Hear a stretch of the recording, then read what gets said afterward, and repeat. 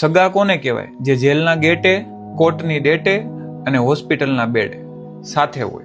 લગ્નમાં પૂરા થાય અને છેલ્લે સુધી ખાલી બેઠા હોય, ભલે કાંઈ કામમાં ન હોય, એને સગા કહેવાય. જ્યારે તમારો સમય મોડો હોય અને સાથે ઊભા હોય, તમે બંને સાથે સરખા જ હતા, પણ એ મોટા થઈ ગયા છે, પૈસાવાળા થઈ ગયા છે અને તમે હજી પાછળ રહી ગયા છો, તોય તમને સેમ ટુ સેમ માન, સન્માન અને આમંત્રણ મળતું રહે, તો એને સગા કહેવાય. બાકીના બધા અજાણ્યા. એ હવે સગા કાકા, બાપા, મામા, માસી કોઈ પણ હોય, એને સગા ન કહેવાય. એને અજાણ્યા કહેવાય.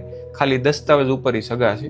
બાકી સગા એને જ કહેવાય કે તમારો મોડો સમય હોય અને સાથે ઊભા હોય, એ તમારા સગા. એ પાડોશી હોય, મિત્ર હોય, અજાણ્યા હોય, જે પણ હોય, એ જ તમારા સગા. હવે જેલના ગેટે, કોર્ટની ડેટે એટલે એવું કહું છું કે લીગલ કામ કરતા હોય ને અટવાણા હોય ને તે સાથે.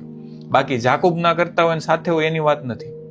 ખોટી નોટો છાપતા હોય ને એમ કે જેલમાં ગયા પછી સાથે હોય, એ વાતો અલગ જ છે.